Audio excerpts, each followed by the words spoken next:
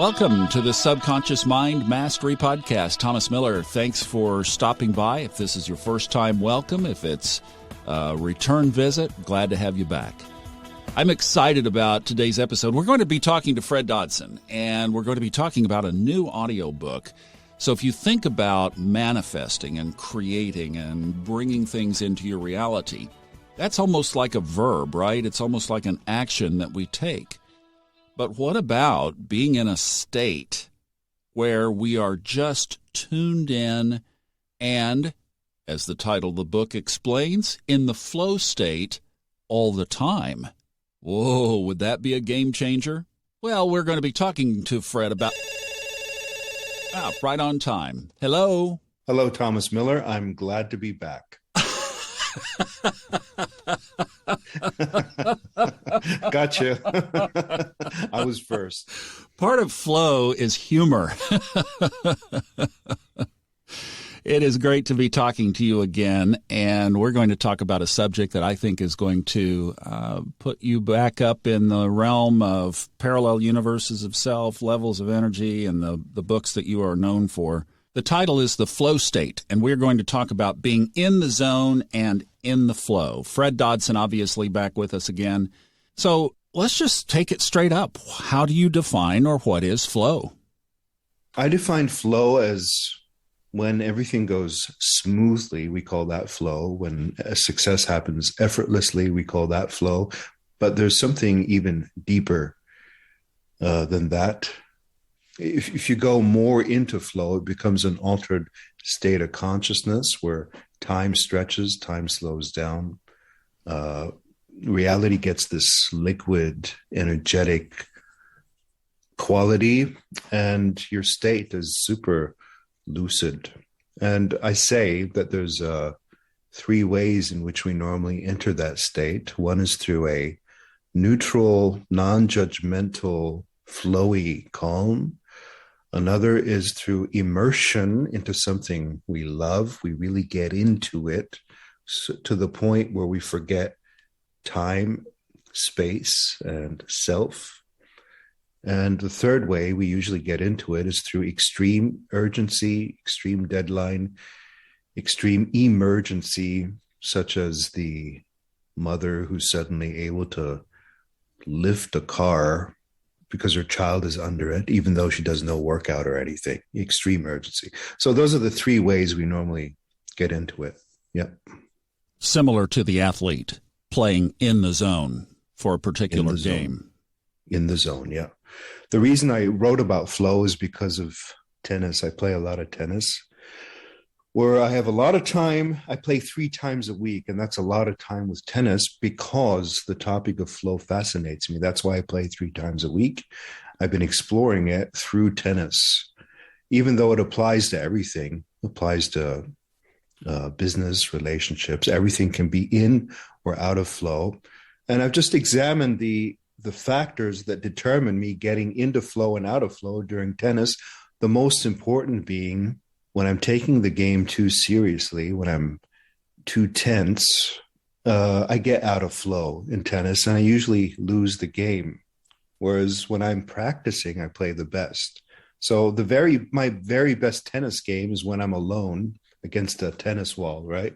Nobody's watching and there's no scorekeeping or anything. I whack and smash the ball like crazy. Someday I'm going to do a video of that because I play so much better alone, or I used to. And once I realized that, I thought, okay, why am I playing this way when nobody's watching? We're not keeping score, and this way when we're keeping score. Can I transfer this state, this absolute abandoned state where you just let go of everything? You don't care how it looks. You just whack that ball. Can I transfer that to the actual match? And I observed myself and noticed that when it came to important points, such as tie breaks, at the end of a set at 6-6 and you're a tie break, and everybody gets really timid and nobody wants to make mistakes, and people's game starts to look so ridiculous because it's so important to them to succeed and win that they're no longer playing with abandon or freely. They're no longer letting go and releasing. So what I did is I remembered that state that when we warm up, when we're just in practice, we play with abandon. And I started applying that to tie breaks, to the important points, and just remembered, okay, this is just warm up. This is just practice. And it worked so well that I learned my first fundamental lesson about flow.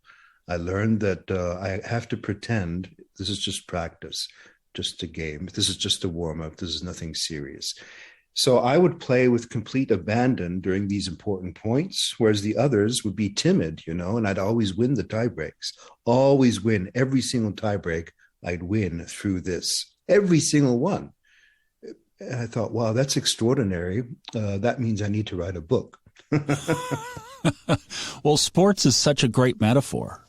I'm almost, as you were talking there, I'm thinking, okay, so if people who don't play sports, what is something in life that they could lock onto to open up the flow on a consistent basis? But you've already taken care of that because you have exercises all through this book to get people into that state in various kinds of ways. Yeah. In reality, I just wanted to write about tennis. Then I realized most people don't play tennis, So I forced myself to apply it to business and to relationships, even though these topics don't interest me as they used to, because my challenge right now is tennis. So I'm like, okay, you got to add something about business now and about relationships. And I did that, and I added exercises. Sure. It applies to everything. How does it apply to business? Well, as I say in the book, I can hold a speech in front of a crowd, and I can be in a release state, a state of abandon, just like in tennis.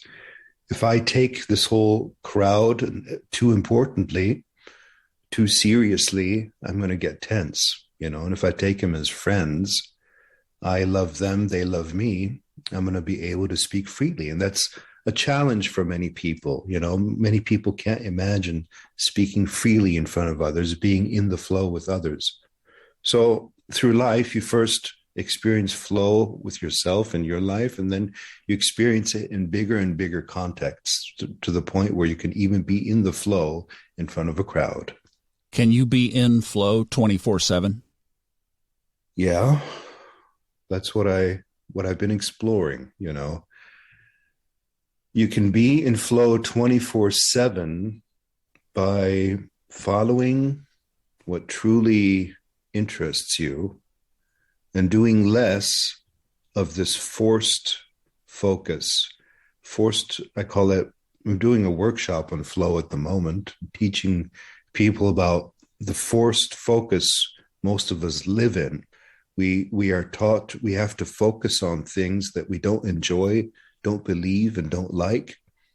And that puts you out of flow, really. But that's how we're conditioned from early on, from school.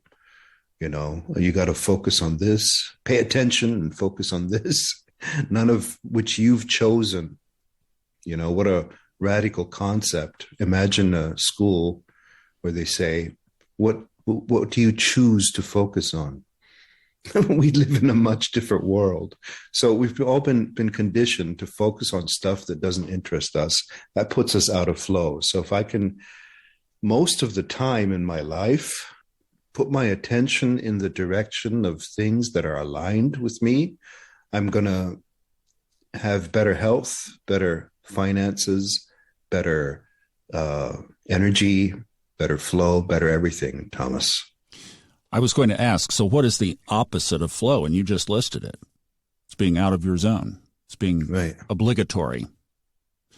So how do we practice flow when things are so crazy in our world right now that if you have a conversation with a friend, if you look on social media, if you listen to the news, chances are you're going to get your head turned around a little bit and start thinking about what's going on around us. How do we stay in flow in a crazy world?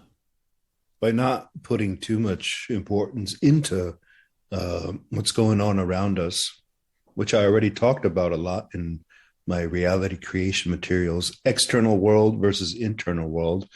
My compass should stay internal, and what's happening externally is interesting, to some extent, but it's not that important. People get caught up, they get caught up in the external, in the politics. I mean, before we started this session, you asked me whether I watched a Joe Biden speech, and I had to laugh because that's not something I do. That's external talking head. It's not that important to me, you know. That's why I laughed. I literally laughed. Why would I watch? Well, I haven't watched a politician's speech in more than I don't know how long ago. You know, I can't stand politicians. Anyway, these politicians and talking heads and ads and movies and opinions and friends and family and media, they're great, all good, but I have to look within and see what interests me, what I prefer, what I'm really into. Even my wife, it doesn't have to be Joe Biden. Even my wife can act as a Joe Biden by telling me, Fred, you should be focusing more on this and this. But really, she can't tell me what I should be focusing on. Nobody can tell another what they should be focusing on. This is something that has to be discovered internally. I was meeting with friends of ours who are a bunch of anti-vaxxers, and I'm okay with that. I'm okay with anti-vaxxers. A bit skeptical myself, to be honest, but the way they were talking about it was not fun to me. It was really angry, and it was permanent. And after a while, I was like, do these people talk about anything else? They were trying to convince me to be really, really scared. And even though their words contain truth, okay, they spoke the truth. They didn't speak it in a flowy way. They spoke it in an angry way. So it kind of repelled me. I was like, leave me alone. You know, they were like, they're going to put you in I said to them, at one point I said to them, well, I'm not afraid because I believe my body is strong and resilient. And they said, no, it's not. Insane. Okay. I believe my body is strong and resilient. No, it's not. That's what I was asking. We're in a crazy world. Yeah. So I'm like, I need to get out of here. You know, as much as I appreciate anti-vaxxers, and as much as their viewpoint has merit, I need to get out of here because I don't need all the fear. So the external world, every day, the external world is there talking, bunch of talking heads, whether it's these friends, my wife, politicians, but I still have to look within. And that's what flow is all about. Again, that's what all my books are all about. You know, I got to look within and see how I really feel. In every life situation, I need to find what I really feel about something because people's feelings communicate something. They have a message, and people are too cut off from what they really feel because of all the voices, the external voices, the radio and the TV and the repetition and the opinion and this. And sometimes that's why, you know, you like to take walks in nature, because when you take walks in nature, all that goes into silence and you can feel who you are. What process do you do? I go into nature. I do walks in the mountains. What do you do to tune in? What's your favorite? I turn off my Wi-Fi.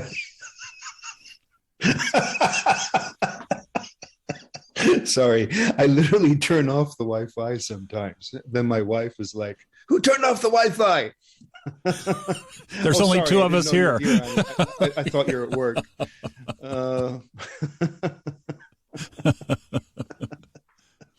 Now, how does that correlate? So you turn off the Wi-Fi and tune in. How does that work together? Well, if I turn off the Wi-Fi, I can no longer take in external information from the internet. We don't have a TV, you see, and I don't have a radio. So if I turn off Wi-Fi, I'm just with myself, and that's a good thing. I'll take walks like you. I'll meditate.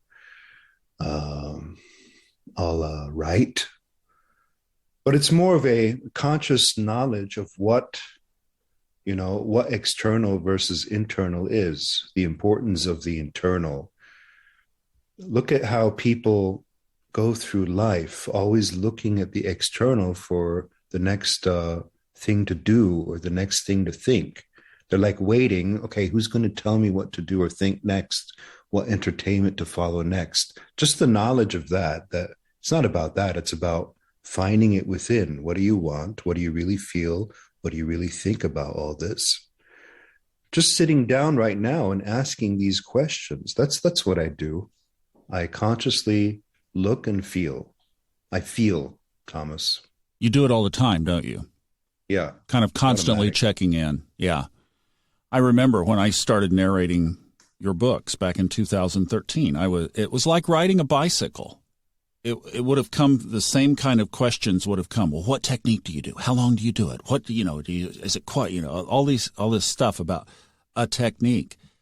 And then somewhere between book 1 and I think this is 30 or 31, somewhere in between there, I started riding the bicycle and realized that process of tuning in was happening just naturally, kind of like all the time, right? Right. So something happens, and you just, without even having to process it or do a verb kind of activity, that feeling comes up that this is either something to step toward or step away.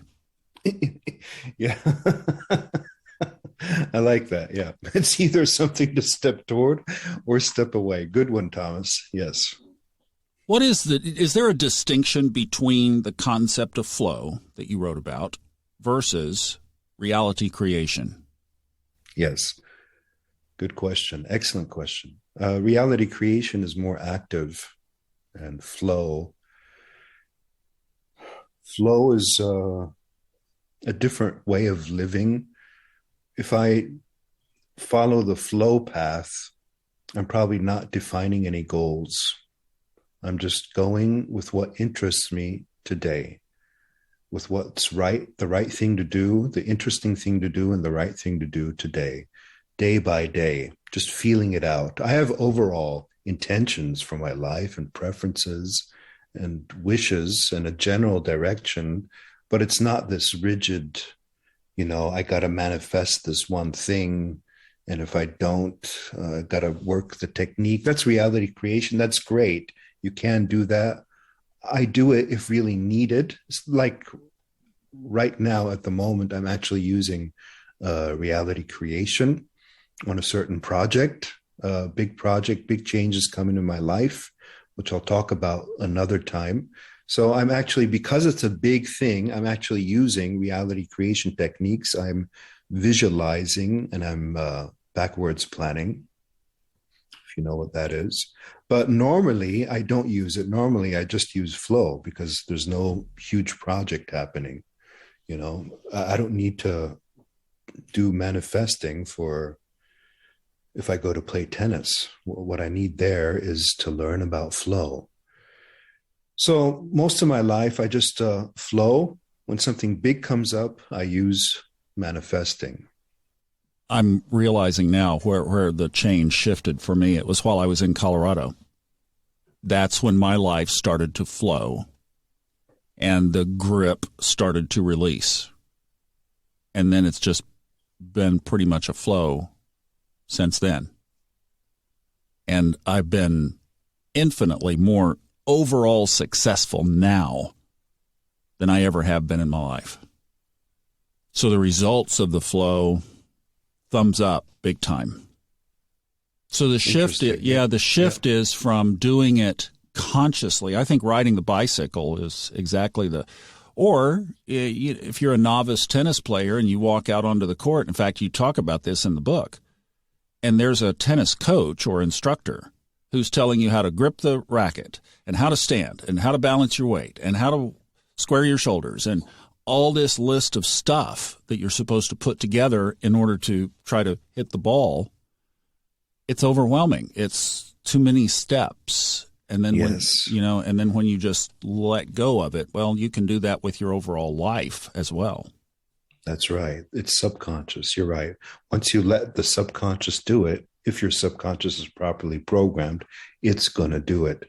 So rather than receiving every detail instruction, you allow yourself to see the overall final result you want and let the subconscious take care of the rest. as in, and this applies to life. I say in the book that if you want a glass of milk, you'll say to someone, could I please have a glass of milk? And you're not going to outline every detail. Control freaks outline every detail you have to take, every step you have to take on the path to getting a glass of milk. Pour it from this glass and walk in this way and get this kind of glass. Don't break it. Check the date on the milk and use the one that's older. No, none of that. They'll just say, get me a glass of milk. You keep it simple. It focuses on the final result, and the rest will be taken care of. And it's a problem in society, Thomas, that people are too controlling. Their grip is too tight. It's a real issue. They think they have to micromanage. Bosses that think they need to micromanage every single employee. And then when the boss goes on vacation, everybody breathes a sigh of relief, and they can work with more creativity and effectiveness. We've seen it many times. We've all seen it. Everybody's like, oh, boss is gone. Now we can really get some work done because he's no longer micromanaging everyone.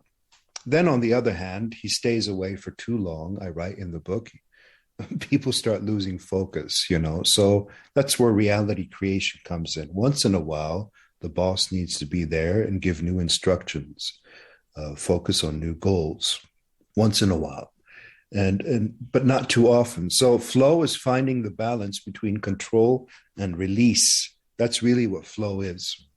And I think the thing that I'm seeing people struggle with the most, a big area that people are struggling with right now, is when they are in that environment where they are the ones being controlled, allowing that controlling. Because as they allow the controlling, they certainly lose the flow. They do. They absolutely do. And if they stand up to it and say, I don't want that control, it stops most of the time, in most cases. And if it doesn't stop, you're dealing with a psychopath, I'd like to turn the table here for just a second and go in a direction that you did not talk about in the book, but it's been something on my mind lately that has shown up, and let's just play with it for a minute. I was wrestling through something just in this past week, and the story of Jesus and the woman at the well in Samaria came to my mind. So it just blinked out of nowhere. So I just sat with that for a minute, and I thought, well, why did this come up? What's around this? And what I realized in going back and remembering a few of the details around that story, I didn't even open the Bible and read it. I just remembered some of the details. And as you know, I shifted my religious perspective 12 years ago now, I guess, after my second divorce, and kind of wiped that part out and tried to rebuild it. And as part of that rebuilding, I was thinking, what's the secret sauce, if you will, about Jesus' message of love and forgiveness? We've had a message of love and forgiveness since we humans basically started. It's been there. What's the magic of it? But what came to me about the story of the woman at the well was that here was a situation where Jesus was in a antagonistic situation with somebody that basically he shouldn't have been talking to. Number one, a woman. Number two, a racially inferior woman, according to a Jewish perspective. They were basically half-breeds. They had bred to another line, and the Jews considered them taboo. I mean, you just don't talk to them. Discrimination at its highest. What came to me was that he was completely non-reactive in that situation. And then I got to thinking, except for one incident that was counted when he was driving the money changers out of the temple, Jesus' whole story was one of non-reaction. Mm. The storm was raging on the Sea of Galilee. The disciples were panicked. Well, we're going to die. We're going to die. He's asleep in the back of the boat. So this is like 90% non-reactive, 10% reactive. And that perhaps teaches us the proper relation of those two. There you go. There you go. There to me is the Christ conscious way shower, because, and I've thought about you a lot in this too, especially here lately, that as we're facing these enormous challenges just to be on the planet right now, for crying out loud, this is like no other time in certainly modern history. And I know that you are flowing with it, you are navigating it, and you are, in essence, as you just described, mostly your choices, non-reacting to the paraphernalia that's going on around us. And that's a high consciousness response, because most people are reacting. Yeah, they're angry. They're pissed off. They're fearful and angry. Well, it's like your friends. You said the people who had a particular perspective, and they were being reactive about it. Mm. Both sides of the issue are in fear and reaction, both sides.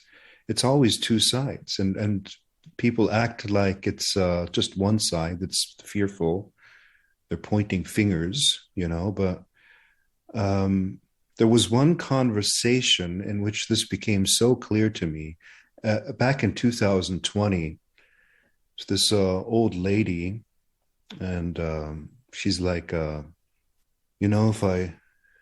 if I don't get the vax, people here are going to look at me strangely. I'll be a pariah. But I'm really afraid of getting it. I don't want to get it. I think it's poison. It's toxic. And in that moment, I realized she's damned if she does it and damned if she doesn't.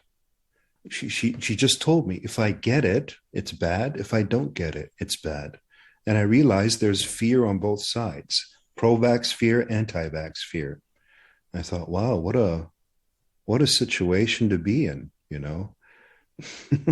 And I said to her, look, what about this? Just imagine you get it and then all is well. You don't get it, all is well. Is that a possibility?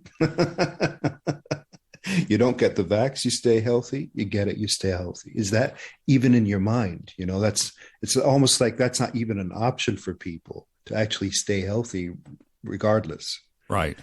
That scares me. The propaganda scares me, that it's always double propaganda from both sides, That's an issue, I'd say, that we need to solve, this double-sided fear. The opposite being double-sided love or double-sided joy, What if you stay healthy? All I hear from people is stay safe, stay safe. What about stay healthy, stay free? Stay free, stay healthy, stay alive. I mean, alive in the vibrant sense, not the yes. living, breathing, heart beating sense. The live your life. Yes. So that's my message to pro-vaxxers and anti-vaxxers. Chill out. This whole fear thing is the most unhealthy of all. More unhealthy than all of this other stuff, in my view, again. But also, not only in my view, in my experience, frankly. Okay, I've been self-healing and helping others heal since 30 years just through change in emotions. What emotions needed to be changed? Anger and fear. You release anger and fear, you suddenly recover and you get healthy. And so it's funny to me to see all of these people speaking in anger, in fear, talking about health, or getting sick. It's funny to me. See, in the midst of the raging storm, we had to wake Fred up to get in here to do this interview. He was asleep. Just not that bothered by it. And that's how you need to, I mean, from that perspective, you can have choice. I like so flow, 90% non-reaction, 10% take care of things that you need to take care of. There's business to do. We're on Earth, right? We're on Earth. Yeah. So that's a wise observation, Thomas. Good one. It's too late to include it into the book, but it's a great observation. Because people also, they think it's, if I say flow, that they always have to be in the flow. Or if I say be loving, that they always have to be loving. And that's just as limiting and stupid as the other alternative. I don't always have to be loving. I mean, even just the expression have to, there's no have to. I can be angry. This is called the flow state. Maybe you got another one called the 90-10 state. Which is the flow state. It is. It truly is. Fred, thank you so much. This is fascinating, and I love the exercises through them. It's something that you can't turn too many pages before you have another exercise. So if you guys have ever wanted a collection of Fred Dodson exercises in one place, one stop, this is it, the flow state. Thank you so much. Great book. Thank you, Thomas. Thank you very much. The book is called The Flow State. It's available on Amazon, and the audiobook is available on Audible, Amazon, and iTunes. It's classic Fred. It is packed with exercises. It's a treasure in your library. I hope it raises your vibe, increases your productivity, connects you with your inner self, and helps you to always enjoy the journey. I'm Thomas Miller. Thanks so much for listening.